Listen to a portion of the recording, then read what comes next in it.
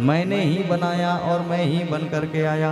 भगवान ने कहा मैंने ही बनाया और तुम जो बना रहे हो ब्रह्मा, मैं ही बन करके आया। मैंने ही बनाया है, मैं ही बन करके आया हूं। और ये संपूर्ण सृष्टि भगवान के स्वरूप को दिखलाती है। सुंदर भगवान के उन्होंने रोम रोम प्रतिलागे कोटि कोटि ब्रह्मांड, ये सकत जगत में भगवान का की उपस्थिति है।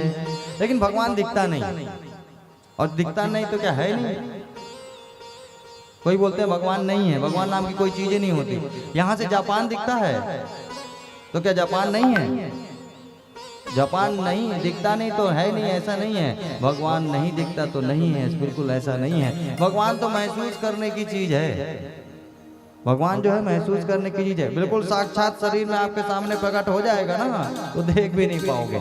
अब बताओ, काली काली काली बोलते हो, काली अगर यहाँ आके बैठ जाएगी तो सब भागोगे वो दरवाजा से। उसका स्वरूप ऐसा है, वो भागोगे दरवाजे से। विष्णु और मालूम है जो डर के मारे भागेंगे वो तो भागेंगे, और कई लोग ऐसे होंगे वो हो ही नहीं सकता। कोई पाखंड होगा, कोई और होगी, कोई ये होगी बोल देते हैं लोग। अरे तुमसे होता नहीं मतलब तुम्हारे अंदर विश्वास नहीं तो क्या भगवान नहीं है? हमारे पूज्य अभी बहुत सुनने को मिल रहा है, बागेश्वर धाम जी लगे हुए हैं तो बोलते हैं वो पाखंड कर रहे हैं। अरे तुम कर लो पाखंड, तुमसे हो सकता है तो उतना तुम ही कर लो। तुमसे नहीं हो रहा, अगले से हो रहा है तो तुम बोलते वो पाखंड है। अरे उसने कुछ तो किया है, तप किया है, और तप करने के बाद वो शक्ति मिली है। यद्यपि बात आप जो बोलते रहो, अगर आप कहते हो ये पाखंड है तो भैया ये पाखंड मैं आपको 6 महीने का समय देता हूँ, ये पाखंड आप ही करके बता दो।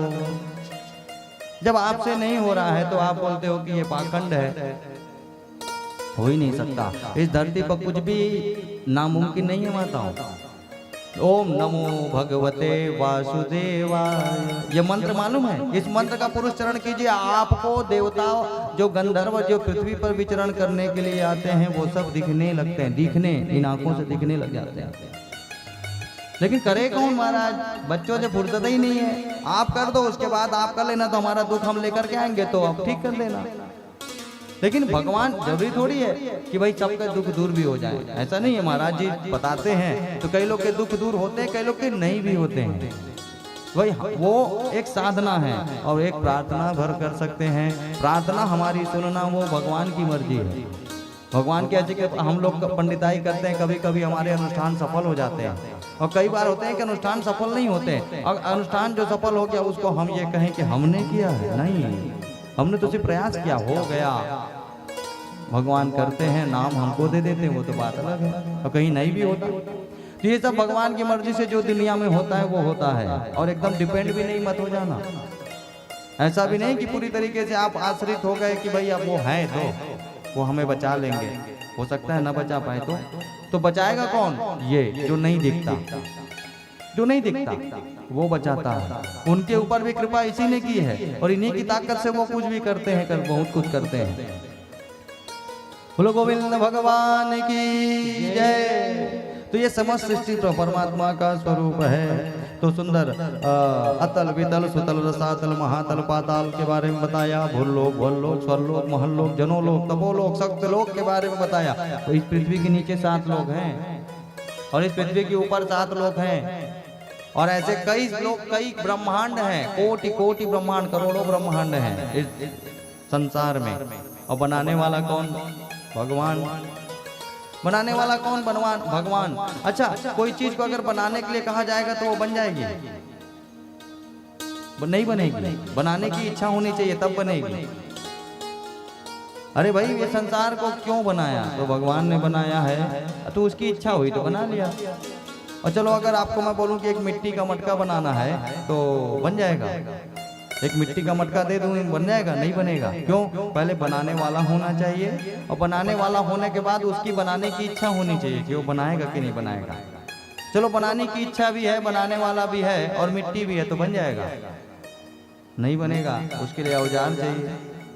मिट्टी के मटका बनाने का औजार चाहिए, वो चाहिए, वो ऐसे घुमाते हैं ना, वो सब चीज चाहिए तब मटका बनेगा। मैं बोलता हूँ चलो औजार भी है तो भी बन जाएगा? तो भी नहीं बनेगा। तो भी नहीं बनेगा। अब क्या चाहिए? औजार के साथ अब वो बनाने की कला आनी जरूरी है। जो बना पाओगे कि नहीं? अब भैया यहाँ पे तो मटकी, यहाँ पे सुराही बनती है सिंपल वाली, और आपको कोई बोले कि चंदिया वाली सुराही बनाओ, यहाँ के कुम्हारों को कहाँ बना पाएंगे? उनके पास मिट्टी भी है, उनके पास औजार भी है, उनकी इच्छा भी है, वो बनाने वाले भी हैं, लेकिन कला नहीं है, वो तरीका नहीं है। तो बनाने के लिए भगवान ने सृष्टि को बनाया तो उसकी मन भी थी, वो उसकी इच्छा भी थी, उसके पास समय भी था और उसके सब कुछ था, तो वो बना दिया इस संसार को। तो संसार भगवान ने बनाया। सुंदर सुखदेव जी महाराज ने सृष्टि वर्णन की कथा सुनाई। जब जब भगवान को अवतार लेना पड़ा तो भगवान इसी सृष्टि के अंदर पृथ्वी पर भगवान पैदा हुए, यहाँ पर आकर के वह निवास किए इसी सृष्टि पर, इसी पृथ्वी पर। माताओं बहुत अच्छा एक और बताऊं, इसी भारतवर्ष के अंदर। अमेरिका में कभी भगवान का अवतार नहीं हुआ। कभी सुना है आपने? अमेरिका में जितने अवतार हुए, 24 अवतार हुए, वो सारे अवतार भगवान के इसी धराधाम पर हुए और इसी भारत भूमि पर हुए। इसलिए हमारे भारतवर्ष को सबसे श्रेष्ठ कहा गया है। बोलो भारत माता की। 24 अवतारों की कथा करी। जब जब भगवान को आवश्यकता पड़ी तो भगवान जो है अवतार लेते हैं इस धरती पर। भगवान का अवतार हुआ, सनक सनंदन सनातन सनत कुमार का अवतार हुआ, भगवान ने अवतार लिया।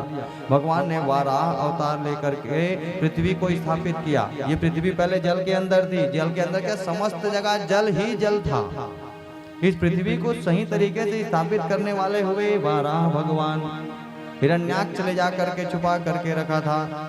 प्रियव्रत जी महाराज का चरित्र आप श्रवण करेंगे। ये पृथ्वी पहले ऐसे समतल नहीं थी जैसे आपका बिलासपुर समतल है। सभी तरीके से ऊबड़ खाबड़ पहाड़ वहाड़ बने हुए थे। वो प्रियव्रत जी महाराज ने अपना रथ चलाया, पूरे पृथ्वी में दौड़ाया तो सब समतल हुए। रहने लायक तो होना चाहिए ना। और जहाँ पहाड़ जरूरी थे तो उसको पहाड़ रहने दिया था, बोले यहाँ छोड़ देंगे, यहाँ रह जाएंगे। लेकिन मनुष्य तो मनुष्य, वो पहाड़ में जाके घर बनाया। तो भगवान बोले बना ले। अब भैया नदी के बीच में घर बनाओगे तो क्या होगा? नदी तो अपनी जगह में जाएगी, आप उसको बांधने की कोशिश करोगे तो भगवान करेगा अगर तुम मेरी प्रकृति बांधोगे तो मैं भी तुम्हारी प्रकृति बांध दूंगा। अरे मैंने नदियां बनाई बहने के लिए और तुमने उसमें बांध बना दिया अपने स्वार्थ के लिए। इसीलिए भगवान भी बोले ठीक है, अगर तुम कहते हो तुम 100 वर्ष के हो तो मैं भी बीच बीच में बांध बना दिया। तो कोई 100 वर्ष तक जी जाता है, कोई 40 में निपट जाता है, कोई 5 में निपट जाता है, कोई 10 में निपट जाता है। उसी प्रकार परमात्मा ने आपके जीवन में भी बांध बना दिया। बिगाड़ लो जो बिगाड़ सकते हो उसका। अब तुम सोचोगे कि हम अपना बांध तोड़ देंगे तो वो ठीक कर देगा ना, अब नहीं हो सकता, अब नहीं हो सकता।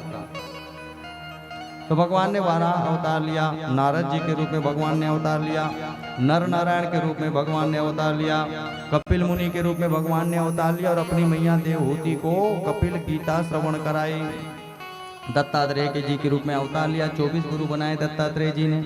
यज्ञ नारायण के रूप में अवतार लिया, ऋषभ देव के रूप में भगवान ने अवतार लिया, मत्स्य अवतार भगवान ने लिया, पृथु भगवान के रूप में अवतार लिया। जिस पृथ्वी में रह रहे हो ना, इस पृथ्वी का नाम पृथु महाराज जी के नाम पर ही इसका नाम पृथ्वी पड़ा। पृथु महाराज ने इस धरती को सुधार करके फिर से दोबारा इसको स्थापित किया। इसी के प्रकार कच्छप अवतार भगवान ने लिया, मत्स्य अवतार भगवान ने लिया, धन्वंतरी अवतार लिया, मोहिनी अवतार लिए, नरसिंह अवतार लेकर के प्रहलाद का उद्धार किए, वामन अवतार लिए, परशुराम का अवतार लिए। परशुराम कौन है? जमदग्नि पुत्र रेणुका। जमदग्नि और रेणुका के पुत्र हैं। अपने पिता के कहने पर अपनी माँ को काट दिया। अपने पिता के कहने पे अपनी माता जी को काट दिया। क्यों? क्योंकि जानते थे कि मेरे पिता कौन हैं, क्योंकि विश्वास था। पिताजी ने कहा माता जी को काट दो तो काट दिए। अंतिम में पिताजी ने कहा वाह, मैं तुम्हारी पितृभक्ति से प्रसन्न हूँ, मांगो क्या मांगते हो। तो उन्होंने कहा मेरी माता को जीवित कर दो।